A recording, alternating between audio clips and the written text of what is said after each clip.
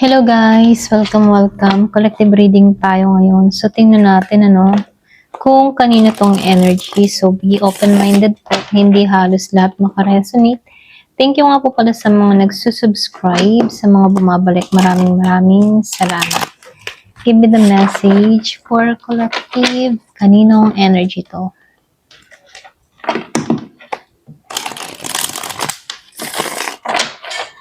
Give me the message. Kaninong energy to?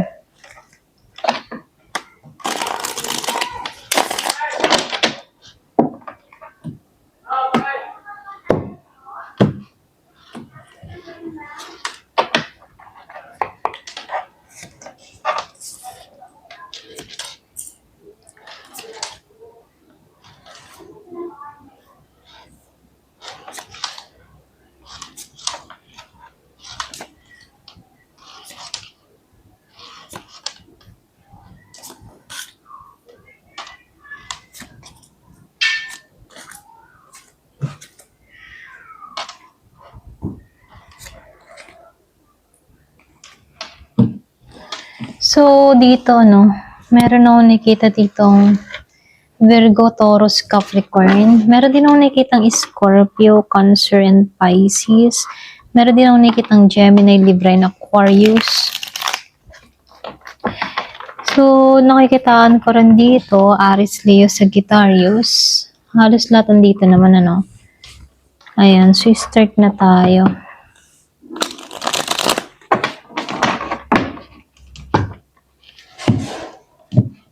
So, dito, nakikita ko itong Two of Pentacles. Yung iba sa inyo, meron ditong tao na bigla ang may nangyari, okay? Kumbaga sa nangyari dito, kumbaga hindi niya akalain dito na magiging okay din ang lahat. Alam mo yon. So, ibig sabihin, dumating to sa matinding pagsubok. So, lumalabas dito, marami tong mga pinagdaanan sa buhay. Dumating din sa point na mahirapan to sa sitwasyon, okay? Pwedeng meron to mga naging problema sa larangan ng pag-ibig, pera, trabaho, ano pa man, Pero nakikitaan ko dito, unti-unti na tong nakakausad itong tao na to. Or pwede rin dito siya patungo, Unti-unti tong makakausad at mahanap niya yung balanse niya rito, okay? Dito sa Two of Pentacles. So, nakikitaan ko rin dito, meron ditong bigla ang dumating na mga pagsubok, pero nakikitaan ko dito makakaraos na tong tao na to. So, malakas dito, meron ditong Virgo, Capricorn, and Taurus. So, nakikitaan ko rin dito, dito sa Ten of Cups and the Ten of Swords dito, naka-reverse. Kung madalas mo makita yung 10-10, so meron itong pahiwatig sa iyo. Wow. So, meron akong nakikita ditong family matters or pwede rin merong patungkol sa pamilya. Meron akong nakikitang pagbabago, Kumbaga, tapos na yung mga pagsubok pagdating sa pamilya dito sa taong ito, Kasi dito, unti-unting nakakausad. Kumbaga, meron ako nakita dito na bigla ang pagbabago. Yung bang tipo na hindi niya akalain na makakaraos sila dito, okay? So, meron akong nakitang biyayang dumarating or pwede rin meron mga gantimpalang marireceive itong tao na to. Yung iba sa inyo, kung ikaw man yung tipo ng tao na yung nakaranas ka dito ng bigat ng problema, pagsubok. So, lumalabas dito na merong pagbabago na mangyayari. Kumbaga, meron akong nakikitang nag-manifest or humiling dito na kung saan, bigla ang boom. Kung madalas mo makita yung 10-10, meron ditong bigla ang boom or pwede rin bigla ang pagbabago. Meron ditong kasaganahang parating mula sa taong ito. Yung bang hindi niya inaasahan na darating to sa buhay niya. Meron nung nakikitang selebrasyon, kagalakan, kasiyahan, tagumpay, kasaganahan na parating mula sa tao na to. Yung hinihiling niya noon ay unti-unti niya nang natutupad dito. Okay? Kumbaga tapos na siya sa mga pagsubok, tapos na siya sa mga pahirap. Okay? So, nakikitaan ko dito na merong pag-asa. Kumbaga, yung mga nangyari sa kanyang nakaraan, meron palang mga dahilan dahil dito siya patungo sa Ten of Cups. Masayang pamilya o kayang pamilya, nakakaraos ng maluwalhati. So, lumalabas dito, no, masagana. Meron akong nakikitang renewal na pagbabago mula sa taong ito. Okay, so meron akong nakikitang Scorpio, Cancer, and Pisces. Meron ding Gemini, Libra, and Aquarius. Kumbaga, happy family yung parating sa tao na to na nakaranas to ng mga pagsubok pero tapos na siya dito. Okay, so meron akong nakikitang manifest na matutupad patungo sa kasaganahan, ano. So, dito, nakikitaan ko rin dito sa The Fool at dito, no, sa Four of Cups. So, kung kanino mang energy to, no, meron akong nakikita ditong problemado or pwedeng meron siyang na-miss na oportunidad. Para ba siyang takot na sumugal, takot na sumubok? Merong pumipigil sa kanya kung bakit hindi siya sumusubok dito, no? Pero nakikitaan ko dito, meron nung nakikitang nag-i-stalk. Nag-i-stalk, nagmamasid sa malayo or pwede rin tinitingnan. Tinitingnan ka kung ikaw man yung tipo ng tao na nasa no contact situation. Kung meron kang kadiling na Scorpio, Cancer, or Pisces, ano, meron akong nakikitang nag-i-stalk, nakatingin, nakasubaybay. Gusto mag-attempt pero natatakot. Gustong magsubok pero hindi alam kung kailan papasok. Alam mo yun? So, ibig sabihin, ano, naka-stuck tong tao na to. Stuck siya, nag-iisip, malalim ang iniisip, malayo sa'yo. Pwedeng merong distance sa inyo ng tao na to. Malakas yung Pisces. Kumbaga, ano, nakikita ko dito, gusto ng tao na to na i-rebuild yung connection. Kaya lang, hindi niya alam kung kailan siya papasok dito. Pwede naghihintay ng timing, oras at panahon. Iba sa inyo tawid dagat.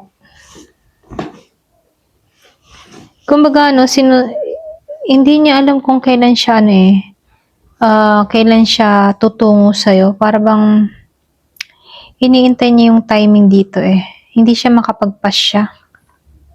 Hindi makasugal dito. Ito rin nakikita ko, takot na sumubok. Pwede may mga problemang kinakaharap kung bakit hindi agad-agad rin makapagpasya. Pero meron akong nakikitang kumbaga, no, meron akong nakikitang susi dito Kumbaga sa susi, ano, pwede ikaw yung susi para ma-accomplish siya dito or magtagumpay siya dito or matanggal yung kanyang lungkot dito. Ikaw yung fulfillment ng tao na to. So, nakikitaan ko dito, meron tong mga tinago. Pwedeng meron tong gustong ibigay sa'yo pero nakatago pa rin sa kanya, no? Pwedeng regalo na hindi niya maibigay sa'yo. Okay? Kumbaga, no, nakikitaan ko dito, naghihintay lang to ng timing. Ayan. Nag-iisip problemado, hindi alam kung paano papasok sa buhay mo. Ganyan, kung meron kayong issue ng tao na to, no? Ito lang nakikita ko. So, dito, lumabas ang Nine of Wands reverse and the Four of Wands. Malakas dito, Aries, Leo, Sagittarius. The devil energy. Nakikita ko dito, attraction. Pwedeng, meron ditong taong agresibo. Meron nung nakikitang Capricorn. Meron ding Aries, Leo, Sagittarius. Kung meron kang kadiling na ganito. So, lumalabas dito, no? Kumbaga, binabanan ng tao nito yung kanyang, boundary. Ito rin nakikita ko. Meron tong gustong gawin. Gusto ka nitong kitain. Gusto kanyang bang silipin or puntahan. Very, may pagka-obsess. Okay? May pagka-obsess yung energy na to. Itong tao na to, para ba siyang agresibo. Kumbaga, gusto kanyang makamtan, makamit. Gusto niyang makuha ka, ganun. So, lumalabas dito na gusto kanyang puntahan ng biglaan. Yung unexpected na hindi mo inaasahan, pero may pagka-agresibo to ha. Pwedeng meron tong attachment sa'yo or pwedeng sobra yung gusto ng tao na to sa'yo. So, meron akong nakikitang addiction. Kumbaga, hindi na nito kaya, no? Kung siya yung tipo ng tao na ma-pride, ma-ego, binababa na ng tao na to yung ego niya para sa'yo dahil gusto ka na nitong makita. Okay, para bang ayaw niyang magpatumpik-tumpik, ayaw niyang magpabagal-bagal, gusto niya nang magmadali, ganyan. So, lumalabas dito may pagka-devil energy to, no? Pero hindi naman yung masamang way, ano? Kumbaga, nais lang yung yung sobrang nais niya, nagiging na siyang sobrang attached, may pagka-obsess itong tao na to sa'yo, okay? Ayan, ito lang nakikita ko dito. So, dito, lumabas itong Knight of Cups and the Queen of Pentacles. Meron akong nakita ditong Virgo, Capricorn, Taurus, Scorpio, Cancer, and Pisces. Malakas yung earth sign. So, nakikitaan ko dito, meron ditong tao na genuine yung kanyang hangarin. Siya yung tipo ng tao na yung bagang in love, okay? In lababo or in love siya. Ganyan, matindi yung pagnanais. Malakas dito yung Pisces. Kumbaga, yung tipo na tao na hindi siya magpapatumpik-tumpik. Walang makakahadlang sa kanya para ipahayag yung kanyang nararamdaman, ganyan. May panunuyo tong gagawin, okay? Meron nung nakitang ibibigay, iririgalo, or i-offer sa'yo. Kita ka ng tao na to na maayos, okay ka, or pwede rin energy to ng tao na to, no? Siya yung tipo ng tao na okay, stable, secure, or pwede rin energy mo to, no? Kumbaga, handa tong tao na to. So, lumalabas dito, no, gustong-gusto ka nito. Parang attract na attract siya sa'yo, no? Pwedeng attract siya sa'yo kung paano mo dinadala yung sarili mo. Very confident kang tao, independent. Hindi ka dumidepende, okay? Kumbaga, kaya mo yung sarili mo. Very independent at successful na tao. So, meron akong nakikitang i-offer dito. So, nasa sayo, no, kung tatanggapin mong offer ng tao na to. Pero nakikita ko naman dito na good yung intention na to. Okay yung kanyang intention sa'yo, okay? Kumbaga, seryoso, okay? Meron tong iaalok, meron siyang ipagkakaloob sa'yo. Pero nakikita ko rin dito, yung iba, stable to, okay?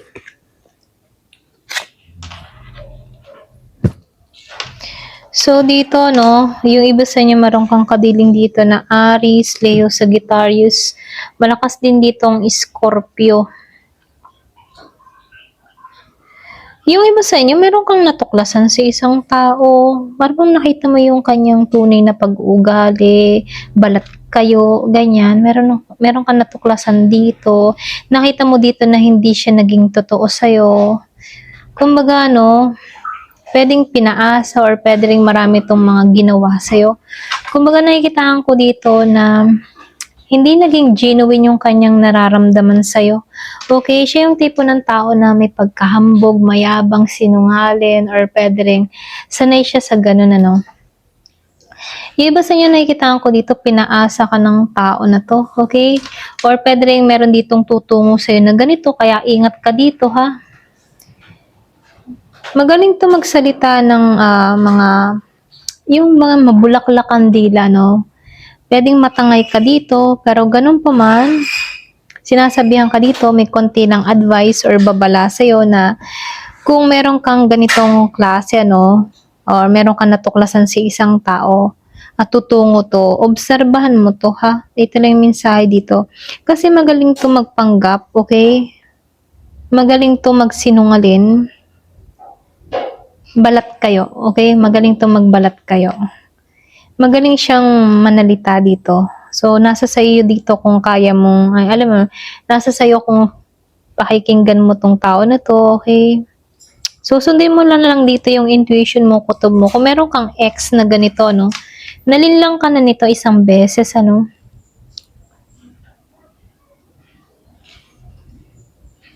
So, meron akong nakikitang Year of the Dragon na Aries, Leo, Sagittarius. Meron din akong nakitang Scorpio malakas. So, nasa sayo na lang dito, no, kung i-entertain mo tong tao na to.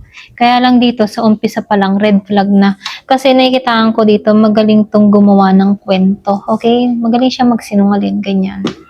So, dito, no, nakikitaan ko rin dito. So, lumabas isang 6 of Pentacles reverse and the 9 of Swords reverse.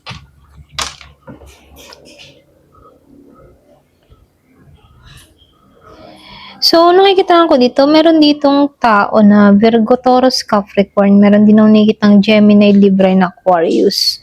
Scorpio, Cancer, and Pisces. So, nakikita ko dito, nakaraos ka na dito. Yung iba sa inyo, nakaraos ka na dito. Pwedeng napaglinlang ka nung murang edad or pwedeng sabihin ng... Kasi may pagka-innocence ka eh. Pero, alam mo yung tipo nasira nasira yung tiwala mo dito sa taong ito. Ito rin nakikita ko. Pwedeng ito yung una mong pag-ibig or una mong